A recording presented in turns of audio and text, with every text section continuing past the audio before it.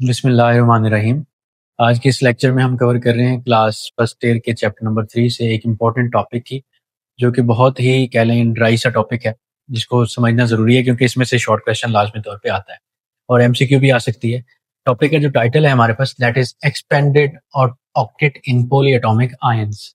आपके पास अगर polyatomic ions हैं तो उनमें जो ऑक्टेट रूल है वो वायलेट होता है, वहाँ पे उसको अप्लाई नहीं किया जाता। ऑक्टेट रूल के बारे में हम जानते हैं कि किसी भी एटम की स्टेबिलिटी को देखने के लिए हम ये देखते हैं कि एक एटम ने जब बॉन्डिंग की है तो उसने ऑक्टेट रूल या डुप्लेट रूल फॉलो किया होगा तो वो स्टेबल होगा। लेकिन यहाँ आके वो बात भी वायलेट हो जाती है कि कुछ आयंस हैं जिनमें सेंट्रल एटम जो है वो, जैसे कि पॉलीएटॉमिक आयंस हैं, वो उनकी सेंट्रल एलिमेंट क्या करते हैं, ऑक्टेट को वायलेट करते हैं, ऑक्टेट को फॉलो नहीं करते। उनके लिए एग्जांपल्स हमारी बुक में कुछ मेंशन है, कुछ मैंने अपनी तरफ से ऐड किए हैं। सबसे पहले आपके पास ये कार्बोनेट आयन है, इसमें कार्बन जो है ऑक्टेट को वायलेट कर रही है। सल्फेट आयन है, इसमें सल्फर ऑक्टेट को वायलेट कर रही है। नाइट्रेट आयन में नाइट्रोजन वायलेट कर रही है। फॉस्फेट में फास्फोरस, और ये क्लोरेट आयन है, इसमें क्लोरीन जो है सेंट्रल एलिमेंट का रोल प्ले कर रही है और ऑक्टेट को वायलेट कर रही है। तो अब पहली तो बात हम ये देखेंगे कि हमें कैसे पता चलेगा कि ये ऑक्टेट को वायलेट कर रही है। उसके लिए हमें इनके नंबर ऑफ वैलेंस इलेक्ट्रॉन जो सेंट्रल एलिमेंट हैं, जैसे मैंने यहाँ मेंशन किया कि यहाँ पे कार्बन है, यहाँ पे सल्फर है, यहाँ nitrogen, phosphorus and chlorine respectively.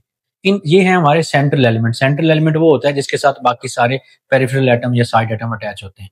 तो हम ये देखेंगे कि इनका स्ट्रक्चर बना के देखेंगे कि सेंट्रल एलिमेंट के वैलेंस शेल में इलेक्ट्रॉन्स कितने आते हैं।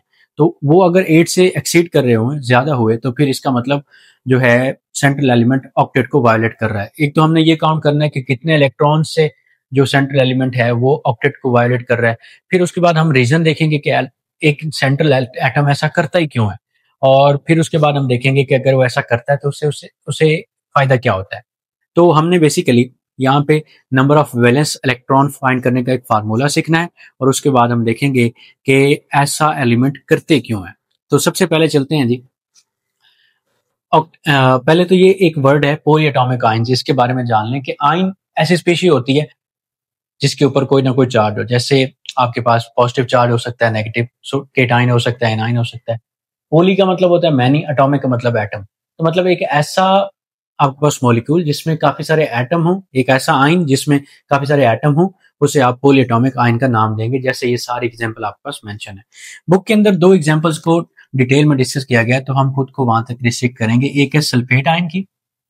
सल्फेट आयन का स्ट्रक्चर कुछ इस तरह से बनाया जाता है, SO4 का।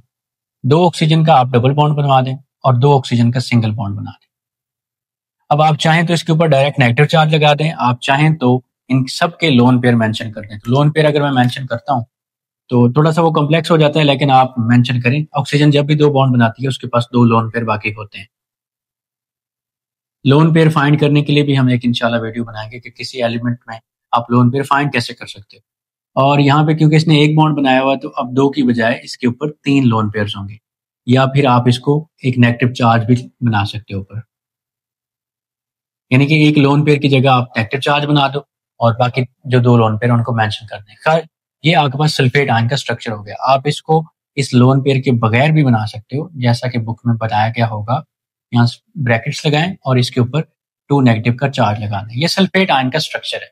अब हमने यहाँ पे देखना है कि इसने कितने इलेक्ट्रॉन से ऑक्टेट को वायलेट किया है। उसके लिए आपने फार्मूला लगाना है यहाँ पे कि नंबर ऑफ वैलेंस इलेक्ट्रॉन आपने अगर फाइंड करने हैं सल्फर के, तो उसके लिए आप क्या करें, फार्मूला लगाएं। फार्मूला क्या है, 2 मल्टीप्लाइड बाई, या 2 into कर लें, it's up to you, number of double bond electrons. Double bond के कितने इलेक्ट्रॉन्स हैं वो काउंट करें, और जो है 2 से मल्टीप्लाई कर दें, plus 2 into number of single bond electrons. अब ये फॉर्मूला तब फॉलो होगा जब आपके पास सेंट्रल एटम के ऊपर कोई जो है लोन पेयर नहीं होगा। तो यहाँ पे अगर हम देखते हैं तो ये हमारा सेंट्रल एटम है सल्फर।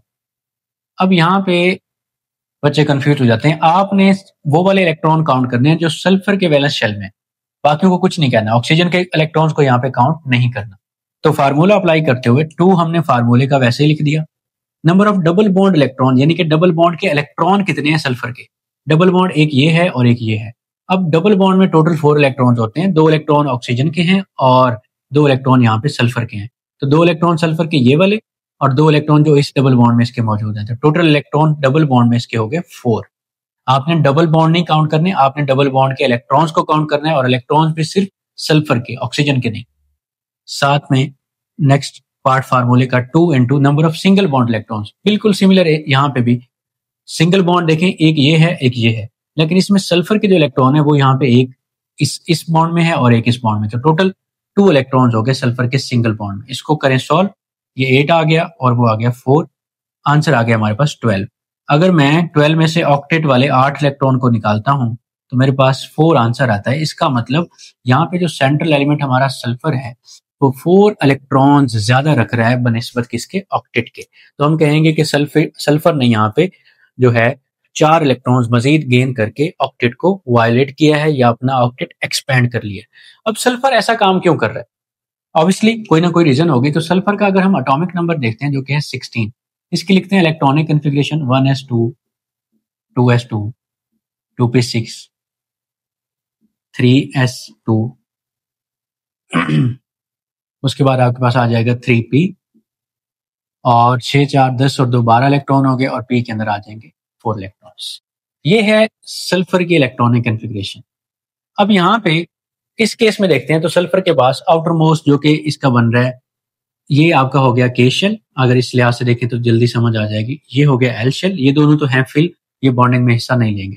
ये आखिरी शेल बॉन्डिंग के अंदर हिस्सा ले रहा है, ये है हमारे पास एम शेल। एम शेल में 18 इलेक्ट्रॉन आ सकते हैं। ऑक्टेट यहाँ पे फॉलो नहीं हो रहा, 6 इलेक्ट्रॉन है, 2 की कमी है, तो इसका मतलब अभी ऑक्टेट भी फॉलो नहीं हुआ। तो अगर हम इसको इस तरह से ड्रॉ करें, नॉर्मली मैं पहले ड्रॉ कर रहा हूँ, ये हमारे पास है 3s, इसमें 2 इलेक्ट्रॉन है, और फिर हमारे पास है 3p।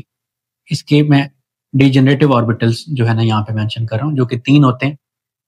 ये 3p हो गया। अब 3p के अंदर 4 इलेक्ट्रॉन है, तो यहाँ पे एक पेयर पाया जाएगा और 2 ये सिंगल इलेक्ट्रॉन।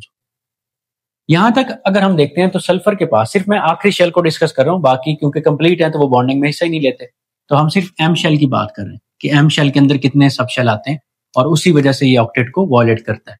तो यहाँ पे इसके पास 2 अनपेड इलेक्ट्रॉन है, तो अनपेड इलेक्ट्रॉन यहाँ पे सिर्फ 2 हैं, इसलिए सल्फर नॉर्मल स्टेट में तो जो है सिर्फ 2 की जो है ना 2 की बॉन्डिंग करवाएगा, 2 इलेक्ट्रॉन की।